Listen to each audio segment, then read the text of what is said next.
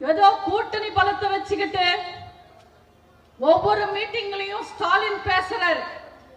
நாங்க 100 வாங்குவோம், 150 வாங்குவோம், 200 வாங்குவோம், 250 வாங்குவோம்.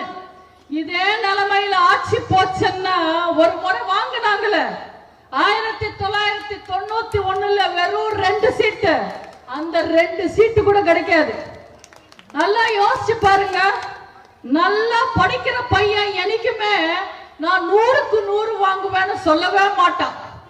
பாஸ் ஆகவே திணற பையனை கேளுங்க, ஓ நான் 150 வாங்குவேன்னு சொல்லுவான். அதே மாதிரிதான் ஸ்டாலின் என்னைக்குமே ஏமாத்தி வாங்க போற வாக்குகளுக்காக மட்டுமே பேசுவாரு. அவர் கொடுத்த வாக்குறுதிகளை பத்தி பேசவே மாட்டாரு. இப்ப புரியுத மக்களே, ஏன் திமுக 2வது முறை ஆட்சிக்கு வராதுன்னு?